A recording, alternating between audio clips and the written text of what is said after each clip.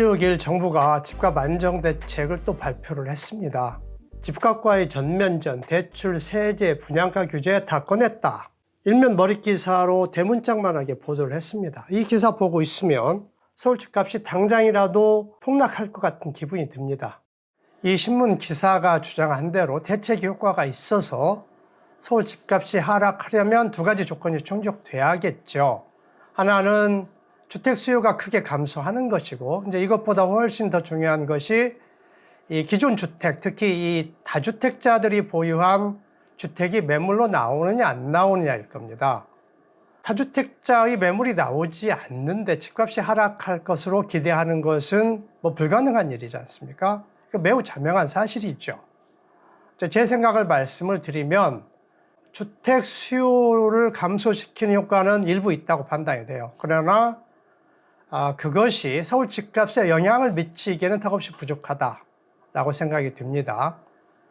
그리고 다주택자 매물을 추리하게 하는 효과는 전혀 없다라고 판단이 돼요. 그래서 이번 대책이 서울 집값 하락에 거의 영향이 없을 것이다라고 저는 예상을 합니다. 제 예상이 맞을지, 그 신문 기사의 주장이 맞을지는 일주일 이내로 판명이 될 겁니다. 서울 집값이 하락을 하려면 일주일 이내로 하락을 해야죠. 그 기간 내에 하락하지 않는다면 그 대책은 효과가 없다라고 보는 것이 맞습니다. 그래서 제가 대책 효과가 없다라고 예상하는 근거를 말씀드리겠습니다. 이번 대책을 이 밥상에 비유한다면 이 반찬이 가짓수는 많은데 젓가락이 갈 만한 반찬은 전혀 없는 그런 밥상이라 할 만합니다. 대책이 18가지, 꽤 많아요. 이제 그 중에서 핵심이 이제 중요하지 않습니까? 그 핵심 대책이 수요 억제책이에요. 그리고 그 방법이 대출 규제입니다. 그래서 대출 규제가 서울 집값 하락시킬 효과가 없다면 이번 대책은 효과가 없다라고 판단을 해도 틀리지 않은 판단이라고 생각을 합니다. 이번 대책에서 이제 첫 번째가 투기적 대출 수요 규제 강화입니다. 그 이제 내용이 투기지역, 투기과열지구, 주택담보대출 관리 강화예요. 투기지역, 투기과열지구에 서울을 말하는 거니까 서울에서 주택담보대출을 강화하겠다는 거예요. 그래서 이러한 서울에서 대출 규제 강화가 서울 집값을 하락시킬 건지 아니면 하락시키는 영향을 못 미칠지가 이번 대책 효과가 있을지를 결정한다라고 볼 수 있습니다. 이 대출을 규제하고 억제를 하면 이 고가 아파트 가격이 하락할까 이거는 이제 알아보려고 하는데 이번 대책보다도 훨씬 더 강력한 대출 규제가 이미 시행 중에 있습니다. 작년 9.13 대책에서 유주택자 대출을 아예 금지시켰습니다. 금지보다 더 강한 규제는 있을 수 없잖아요. 그 대출 금지 이 조치로 인해서 서울 집값이 하락을 했나를 보면 상승세가 일단 멈추긴 했어요. 그런데 하락은 매우 미미했습니다. 매우 완만하게 하락을 했어요. 그것마저도 올해 7월 이후에 상승세로 전환을 했는데 기준금리 인하가 이제 절대적 영향을 미친 거죠. 10월 달에 추가로 또 기준금리 인하를 하니까 서울 집값 상승세가 더 강해졌습니다. 그러니까 대출 금지라는 아주 강력한 조치도 서울 집값 하락에 매우 미약한 영향밖에 미치지 못한다라는 사실이 이미 입증이 됐어요. 그런데 이제 이번 12, 16 대책에서 또 추가 대출 규제를 한다고 해서 저는 처음에는 상당히 의아했습니다. 금지를 시켰는데 어떻게 또 추가 더 규제를 할 수 있지? 이런 의문이 당연히 생겼죠. 그래서 정부 발표 문서를 자세히 보니까 이 무주택자도 9억 이상 고가 아파트 매입할 때는 대출 규제하겠다. LTV를 좀 더 강화해서 대출 금액을 약간 줄이겠다라는 내용이에요. 그러니까 효과가 아주 없다라고 말할 수는 없겠지만 이 금지라는 강력한 조치에도 서울 집값이 하락하지 않았는데 그보다 훨씬 더 미약한 조치로 집값에 영향을 미칠 수 없다라고 판단하는 것이 합리적인 판단이라고 생각을 합니다. 이 작년 9.13 대책에서 대출을 금지했는데 왜 서울 집값이 하락 안 했는지 그 원인을 알아보려고 합니다. 이제 그 원인을 알아서 그 원인을 제거하면 서울 집값이 하락하겠죠. 이제 대출 규제를 강화하면은 주택 수요가 감소하죠. 그러면 이제 가격이 하락하는 것이 경제 기본 원리잖아요. 근데 이제 그 기본 원리가 작동을 안 한 건데 그 이유는 이 수요가 감소를 하게 했는데 일부 수요만 감소를 시킨 거죠. 투기 수요 중에서도 대출 받아서 주택 투자하는 투기 수요는 크게 감소를 했어요. 그 효과는 상당했다고 판단이 됩니다. 그런데 이제 실수요가 있죠. 실수요는 규제를 하지 않았고 왕성하게 살아 있습니다. 그 이유가 실수요자들이 2017년, 18년에 거의 내 집 마련을 못했어요. 서울 집값이 폭등도 했지만 투자 수요가 매물을 싹쓸이 했습니다. 그 투자 수요가 이제 임대주택 등록 수요라고 제가 여러 번 말씀을 드렸었죠. 서울에서만 2017년에 7만 채, 2018년에 약 14만 채가 임대주택 등록됐어요. 그중에 일부는 기존에 보유한 주택 팔지 않고 등록한 것도 있고 또 일부는 신규로 매입을 했겠죠. 그 절반만 해도 상당한 규모의 주택 매입 수요가 발생을 한 거예요. 임대사업자들한테 세금 혜택을 엄청나게 주니까 그게 이제 2017년 12월에 문재인 정부가 발표를 한 건데 다주택자들이 보유한 주택은 매도를 전혀 안 하고 추가로 주택을 매입을 했어요.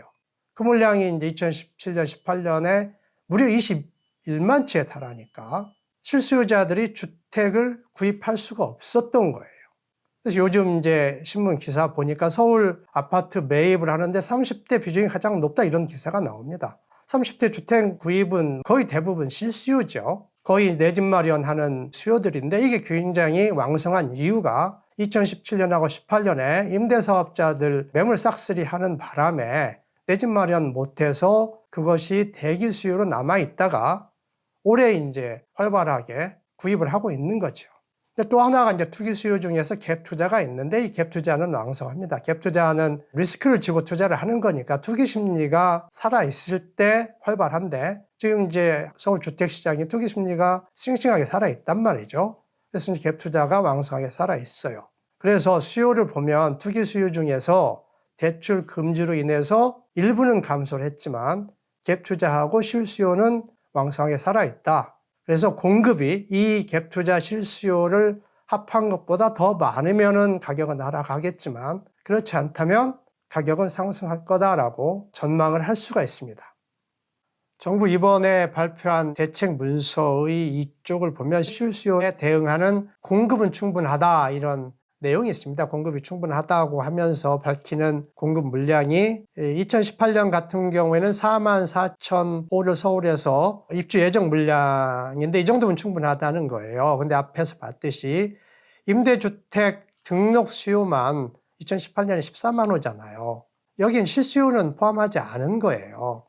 그런데 4.4만 입주 예정이니까 충분하다. 이건 뭐 좀 말도 안 되는 이야기를 하고 있는 건데, 이제 이 4.4만 호 중엔 또 멸실주택이 있잖아요. 이게 기존에 있던 주택을 허물고 지은 것. 이거는 시장에 공급으로 나오지 않는단 말이죠. 이제 이런 주택을 빼면 과연 몇 채냐. 이제 이걸 말해주는 게 이 통계청의 2018년 주택 소유 통계인데, 거기를 보면은 2018년에 주택 수가 48,000호가 증가를 했습니다. 그러니까 이제 이게 실제로 시장에 공급된 주택 물량이다라고 볼 수 있어요. 이게 18,000호입니다. 근데 임대주택 등록만 14만 호예요. 실수요 빼고 그렇단 말이죠. 그런데 정부에서 공급 충분하다 이런 좀 거짓말을 지금 하고 있는 거죠, 이 자료가.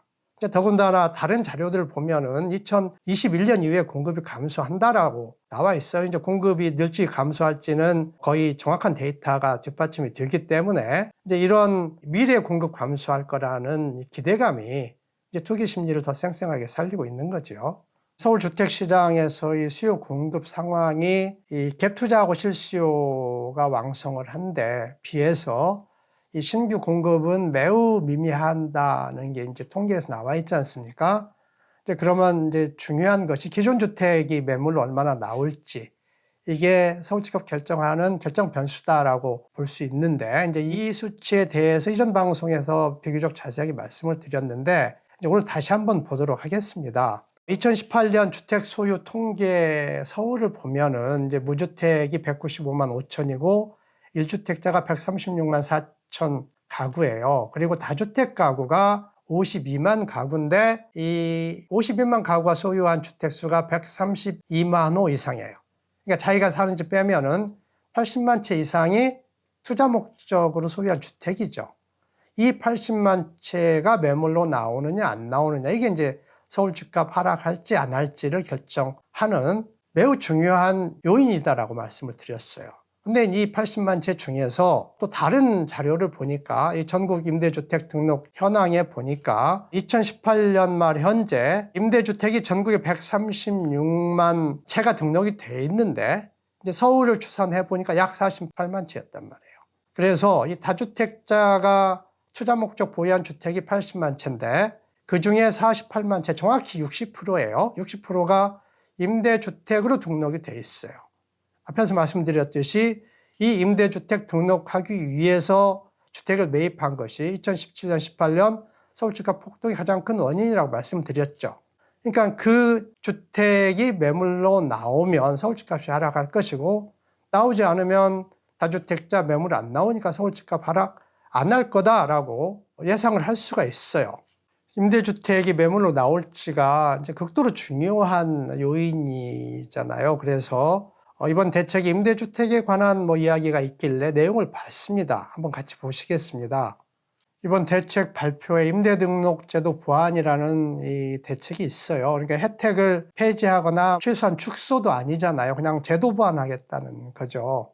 별게 이제 아니라는 이야기인데, 이제 그 아래 보면 임대등록 시 취득세, 재산세 혜택을 축소하겠다.